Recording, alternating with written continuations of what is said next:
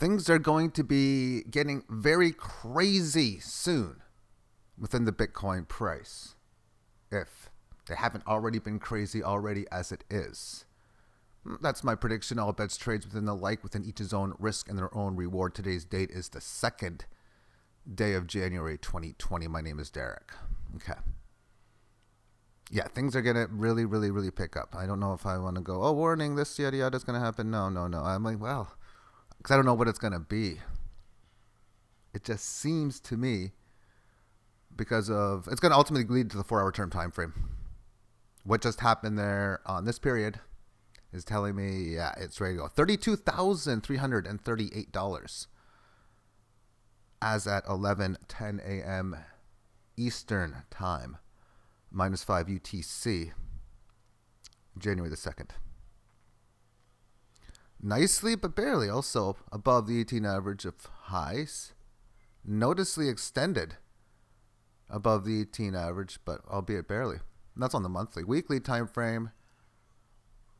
Is it overextended? It's getting there. Volume, well, Bitcoin volume back in here didn't really give you any major indication of a top before, but no, it's up a lot. It could keep going higher, and that's where it's going to be. If it does not stop going up, like pretty much now, oh boy, this could get crazy, like 40, 50,000 in like no time, possibly. Just I'll show you why with the 4-hour term, but the daily chart, I mean, when you look at these moves here, getting above this was a 20,000 previous high level. It came close to it on the 17th of November by going to 18,004, but it still had over 5% to go. Up to 18,977, closer to 5 on that day, and then on to November 24th and 25th, it hit 19,490. Man, you know what? Now we're talking about 1% or so away. So pretty much hitting that number, pierced below. But we did piercing extra barely on the 30th of November, as it was. Last week of November, it pretty much approached that area, and it said bye-bye to it on the day of December the 16th. 3 weeks, maybe 3.5. Of consolidating. Then there's about a week or so consolidating here. There. I mean, the fact there's only been, what correctionary phases has there been since December 24th? Okay, we have a couple 3 days in here on 27th to 9th. Maybe a little bit with low volatile movements keeping this uptrend in line, and the uptrend is going to be very interesting when we get to it because, hey, we're breaking a trend line like this possibly. What happens if you break a trend line like this? Well, very big things, but it's in danger of breaking a more significant one amongst the 4-hour term time frame, which I'll finish off my analysis within that. But the single hour, we can just see over the last 4 hours, phenomenal breakout starting at 7 a.m. in the morning. Just a phenomenal move getting above. You can see this level of resistance, and resistance has been like rising resistance. It's not sideways. We got 182, and microscopically it hits it twice again at 29,514, and then you have the situation. This is very interesting before the fact. And one thing in game theory and how to win, it can be doing this looking after the fact, is what can I see now that I would have known going in to help me for future situations. Within correctionary phase, you already knew the resistance established. You already seen a little bit higher on this, but hey, a little okay. These lows in here held nice on these lower retracement tests, which shown a lot of play in here. Then there were 2 aspects post this. These 3 periods, which were then followed up by all of this, where it has that little bit of a breakout move, and boy, do we have a large, concise, fast move. And of course, the direction to the upside. So before, it would have looked like this. So you could just see what a fantastic setup that looked at. 4-hour term time frame. So with, well, I guess the previous period, I suppose, is the one that established it. But this is a big period that happened. And the volume's pretty good. what I'm going to do is I'm just going to just scroll until I get all the data that I need, or all the data that I want. I'm just going to scroll it back a bit.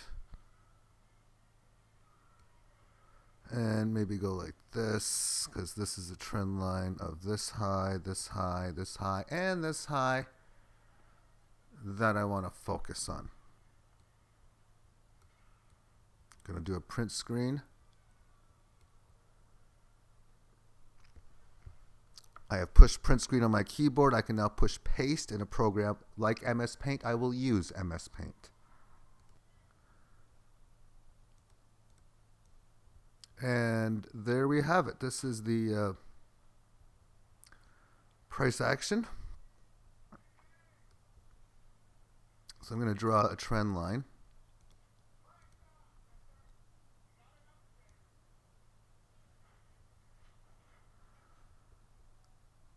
And in looking at this,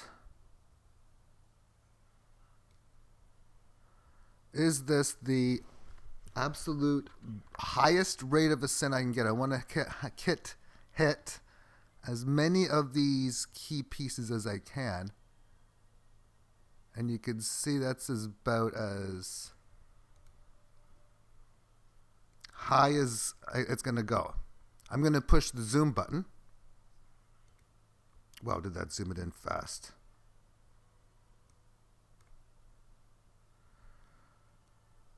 So the movement towards it is getting very, very close. Again, how you draw these trend lines. And there's ways of being precise. I kind of don't feel like doing it, but if you want to do it, I'll show you how to do it. It's very much mathematical. But when you do these trend lines, everyone's going to be doing differently. And then this is logarithmic chart.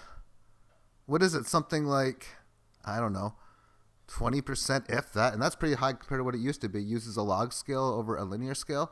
Thus, they draw their trend lines. They would have broke way back when, or have you not. I'm going to make this a smaller size again. And there's the Cam Studio that I use to make the videos. The purpose of this is, how do I want to draw my trend line? Because I see two different levels of support. I see level 1 and level 2. I can go like this, draw over it, and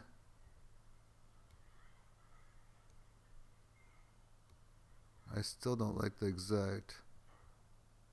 And by the way, the way to do it, actually, mathematically, I'm going to let you know about that. So but before we do this, I want to do a rate of, I can put draw a line in here, and just for fun, I'm just going to do this. And you take the highest price in here to the highest, you can try to calculate to the highest price in here. And then you just calculate the rate of ascent is per day, and then you just increase that per day. And that's like one way of being exact. But then you're going to have to, you guys really have to look at these things to see how accurately you can move these to move this high. And one way you can do is, okay, match it to this high, or this high. You just match one high to another. And there might be programs that can automatically then draw the trend lines in for you and give you the mathematical numbers. But for what it's worth, that's one way. So I've done this before. I'm going to do this again, where I'm just going to be copy and pasting this. And first going to do it for the area of support. And I want to do this for validity purposes to see if it's worth doing it for the side of resistance. So I can paste it like this, but really what I want to do is I want to go down like this. And then see if how well the level of support was when we had these down moves. So what I would do is I would draw over one of these lines in here like this. And then I would move that line down to match the one I just placed there. And that gives me the exact same rate of ascent. And it wasn't a perfect hit, but it stayed within that range. It was pretty okay. I guess if I move it down a bit, it's okay. So a little bit of a pierce. But what we can do now, I can say, you know what? If it hit this as support for a while, it kind of worked a little bit. Maybe it pierces X, or maybe it hits it. After all, it's not so much an exact science, but just getting I don't just trying to get measures to try to help you along the way and finding, well, resistance, support marks, and so on and so forth. Let's do draw a line again over this.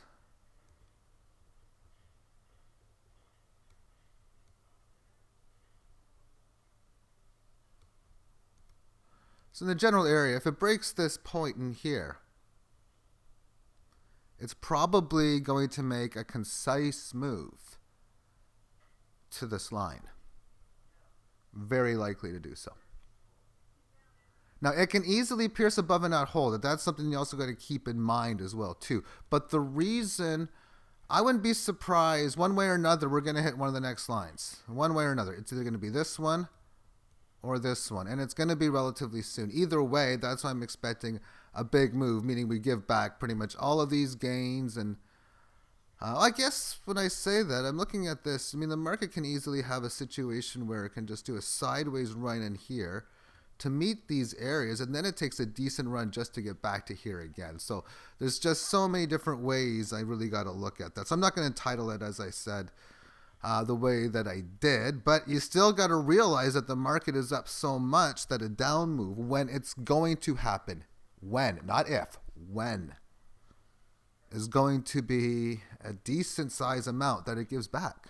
It's always the way these markets are. And the more these markets go up, the more the gains and the volatility movement's going to be. It's already gotten pretty big. I mean, how it went from 10 to 20 and 20 to 30 is just crazy. Or 11,000 to 20 and then 20 to 30, 31 or 32,000 now even. It's so hard to keep track of these prices.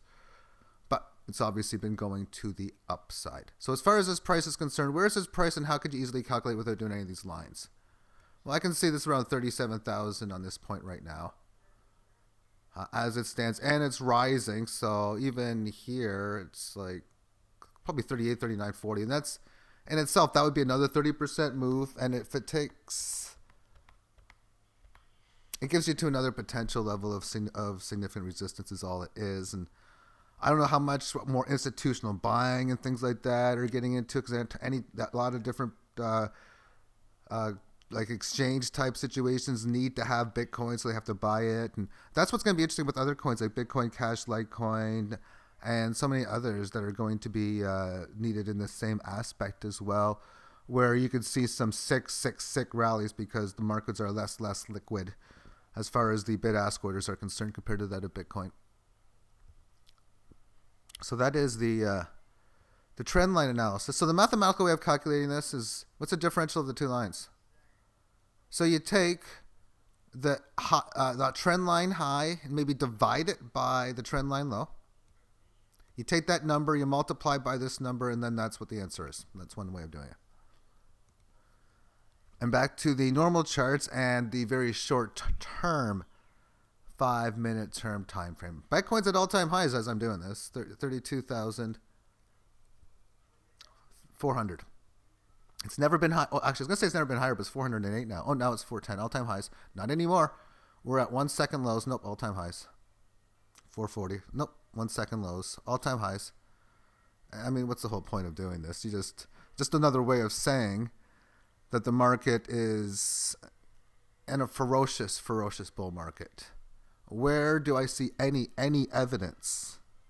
You can say all you want about time to sell, start of the year, tax things and everything. I even showed the whole start of many other previous years before, but there is, not only is there no evidence of this to look toppy, the evidence tells me this ain't stopping at this time. And we got probably a significant more towards the upside. 40,000 would be, at this stage, is only 7,500. That's a hair over 20% as Bitcoin trades at all-time highs. And there will be all-time highs at 40,000 and all these other little bits, but who else is buying Bitcoin? When you have more and more people understanding the problems with the world, then what can you do? Literally, what can you do? You can buy gold and silver. You can buy Bitcoin and other cryptocurrencies. And you can do other. There's not much else in the other list, actually, though. There really isn't much. You got a Batman comic? How much is that worth against Bitcoin? And even when you look at Bitcoin versus gold, and I haven't shown that in a while, so let's do that. Bitcoin versus gold. And all these other altcoins are going down. Theta is actually up against the Bitcoin today, though. It is just relentless. Relentless. 17-1 is the ratio on Bitcoin to 1. See, it's telling me I have to upgrade now because I put these ratio in back when I had a higher premium service, and I don't need it anymore. Everything that I got on this works. The ads don't pop up, which is a big one. And I got to state right now, I don't know if this is part of a Brave browser or what it is, but I mean, the ads were just horrendously, I mean, if you rate it from 0 to a million and how bad it is, and I used a million just so there's a lot of samples, I don't know, 990,000, 950,000 on the bad side. And now it's like no ads come up on it. So that's cool. 17.1 is the ratio. And it's just now microscopically breaking the 2017 highs, which was 15 and 3/5. Now it's 17 and 1/9 or 1/10 in that area now. Early stages of excitation on the monthly. It's going to be practically about the same on here. But gold has had a gain this year. Well, Bitcoin, in all 2020 rather, gold was up 35 or so percent, and Bitcoin was up 300%. And Bitcoin's almost up 300% for the year already this year. No, it's up like 20. I don't know what is against gold. It's up already up 11% for the month of January. It's the second day. And gold had a break-even day on the first day. So I mean, you look at the ratio here. Back in here, 5.4. Now it's 17.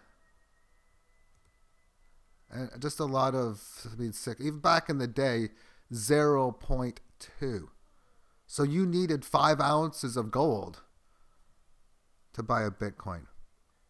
And that was pretty high compared to what those numbers there would have been. And now is this going to be very low or very high compared to where it ends up going? I do realize, I think that it's an important chart, but it all depends on how it could be important for so many different reasons.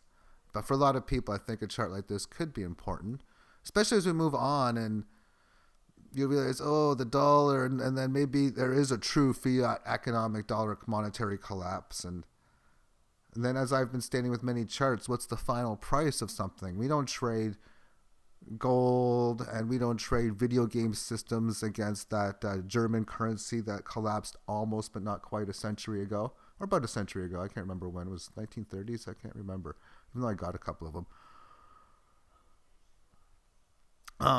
1940s, was it after the war, before the war? I mean, did the World War II? I can't remember that history, but it doesn't matter for me at this point, that specific history. What matters, what I do know is you don't trade anymore. There was a final price of how much gold and silver would have traded against that currency. Is that a possibility? If it is, Bitcoin against gold will most certainly continue on further, probably. Of course, I'm not bullish on Bitcoin on the very, very long term, so my guess would be that this would have a big move lower in time. But if you consider the fact in here, you got people back when it was like a 3-to-1 ratio in 2016. You have somebody who's like, I want to put X amount of dollars into gold. Another friend says, I want to put it into Bitcoin, but I want gold though. Well, at that spot, the ratio climbs up to say 3 1/3. So now it's 10 times higher. I mean, I could have literally at that point, if I were to make that play, take 10% of my Bitcoin portfolio, and get the exact same amount of gold I would have normally originally bought. And then, of course, I could have taken half of it and got 5 times the amount of gold, or 10 times more total. And then there was even more to get on top of that again.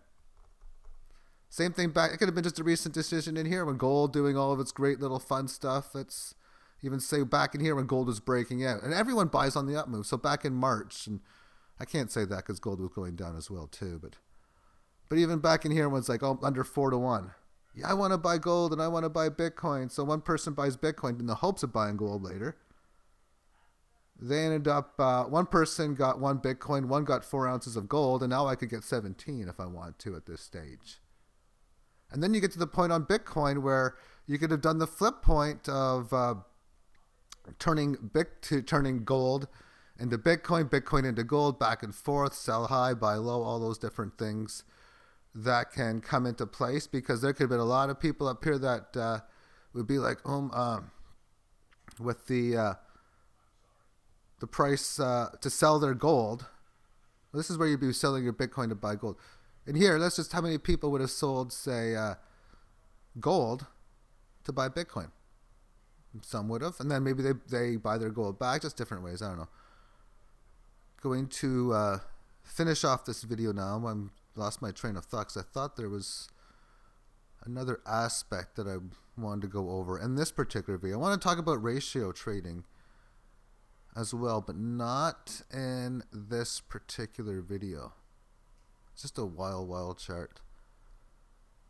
And it is easy to turn Bitcoin into gold. There's a lot of places that are like, yeah, I'll take your Bitcoin, I'll take your Litecoin, or even a few other cryptocurrencies. And then they'll turn your order in. Okay, they'll evaluate your Bitcoin value at that time, and of course your gold and silver you're buying at that time as well, and your order's complete. Next thing you know, when you get in the mail, you got so many ounces of gold, silver, or who knows, maybe kilos or tons, depending on how you're doing it. Alrighty, just look at this, all these years in here. That's just crazy seeing, like, I seen 2014 in here too, I thought. Yeah. And since 2012, we were almost a good decade into just this Bitstamp price chart. I mean, just crazy. 0.01, or 0.09 rather. 0.1, 10-to-1 ratio. It's up 170 times greater within such. And when you look at the market cap of gold over the other big markets, it's still not that big. Bitcoin's getting bigger. And I haven't looked at the exact numbers, but I'm only guessing, now that Bitcoin's been having a great run lately, that the silver market cap is extremely depressed in itself. I wish I would have done a silver versus a cryptocurrency on here. I don't think I did. What else do I? Gold, silver, Litecoin, Bitcoin.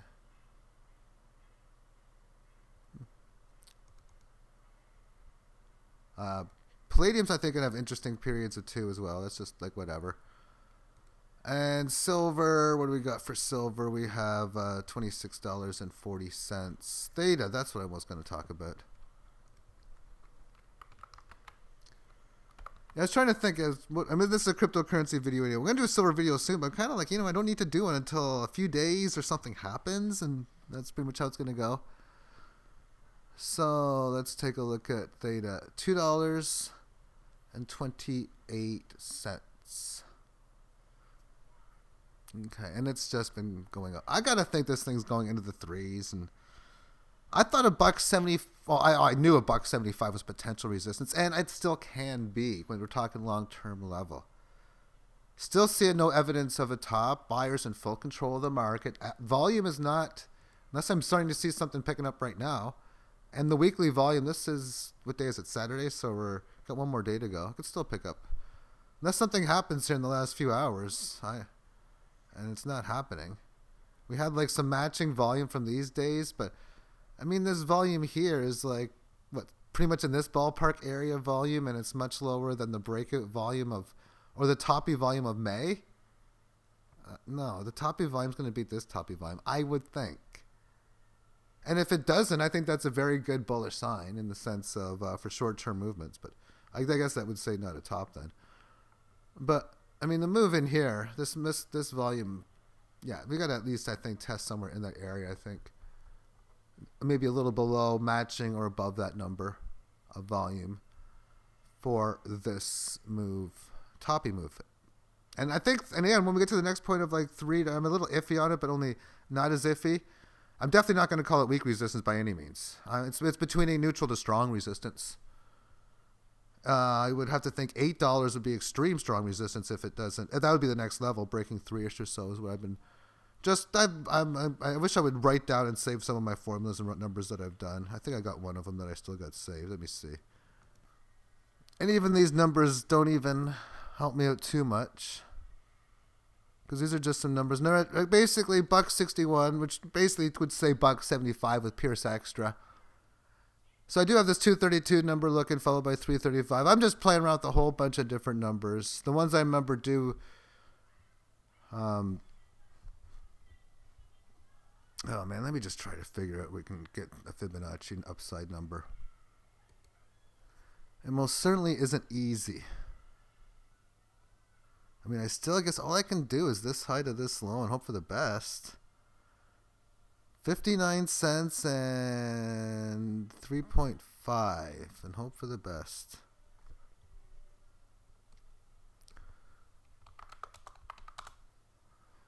Alrighty, upside target. On this it says $3.38 just on that way. So, whatever.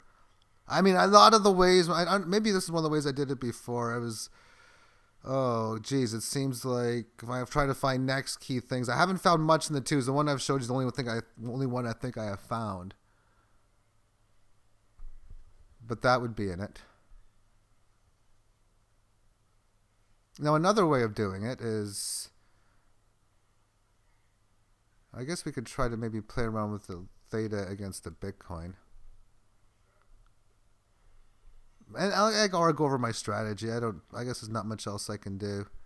And a preview to the ratio trading, because Theta's been obviously crushing everything. And I'm kind of hoping it's the next dash of 2017, at least for that early run part time. And it just dominated everything early. And then when it hit its top, it finished it off so magnificently. And it topped like just weeks after everything started going up. Meaning, I wouldn't mind seeing Theta having a significant top days or weeks before everything else starts going up. If that happens, I'll talk about that in the next video, how amazing that would be. But for me, anyway. I think what I'm going to do here, this one's pretty easy. Whatever happens, happens.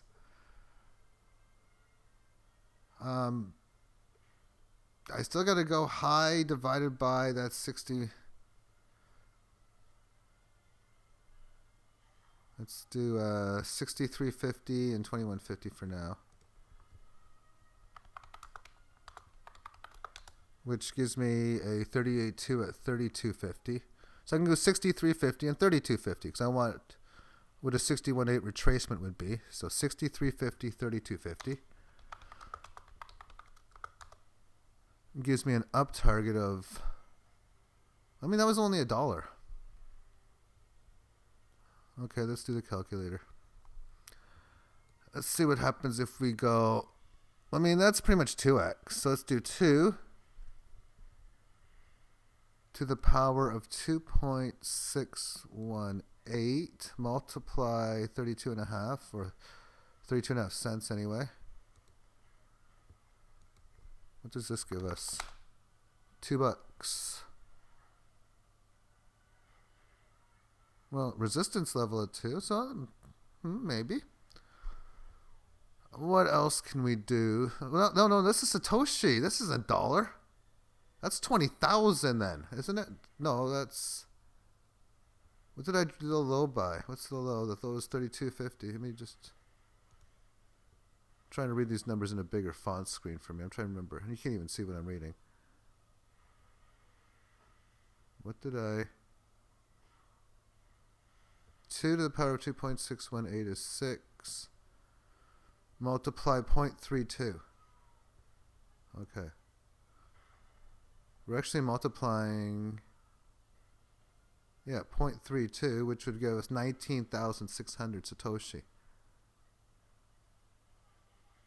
Wow. Is that right? No. Yeah, that's a 2.618. Yeah, at this level. If 10,000 Satoshi is not resistance. Okay. Maybe it's 11:40 in the morning. No, it's not too early in the morning. Not even close. I guess that's next. I got 10,000 Satoshi is where we'd be looking for resistance. And Bitcoin's over $3, or 30,000, I should say. which means 10,000 Satoshi would translate right now to like 320. So here we go again. There's back to that $3 number. And that was like when I did this work once beforehand. I did, everything just came to me like this. I'm going to end the video now as it is. And state that I think, yeah, if we don't find resistance in Theta this level, if we break out $3 noticeable change, I think is an expected level. I think 8-ish or so to 10 if that it doesn't become resistance, which means for Bitcoin, 10,000. And if 10,000 doesn't work, let's talk about 20,000. Thank you for tuning in. Have yourself a great day. Bye-bye.